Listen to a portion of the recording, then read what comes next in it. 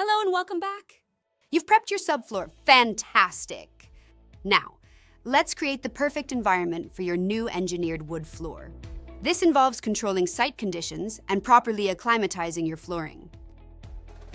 Before we dive in, a quick but important note.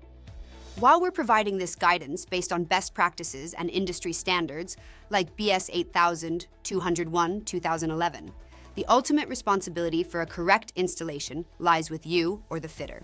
Wood and Beyond cannot be held responsible for any issues that arise from the installation process itself.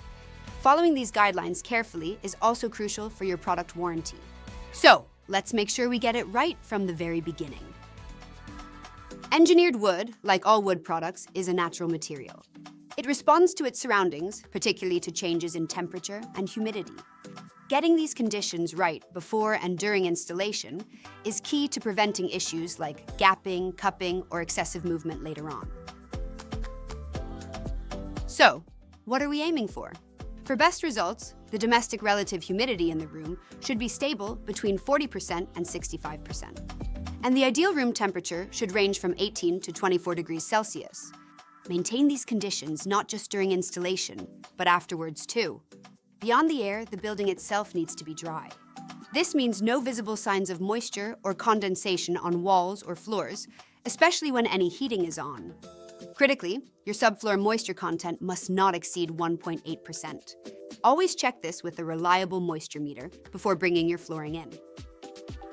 Once your room conditions are stable and correct, it's time to bring in your flooring for acclimatization.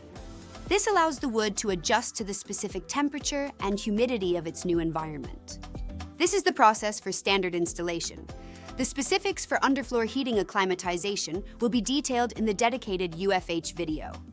Keep the boxes sealed and lay them flat in the middle of the room where they'll be installed, not pushed up against a wall. Let them acclimatize for a minimum of 72 hours before you even think about opening the boxes. Only open boxes as you need them on the day of fitting. Skipping or rushing acclimatization is a common mistake that can lead to major problems. If you install flooring that isn't adjusted to the room, and then the temperature or humidity changes, the wood can experience shock. This can cause lifting, bowing, gaps, or even the top layer delaminating. It's worth the wait!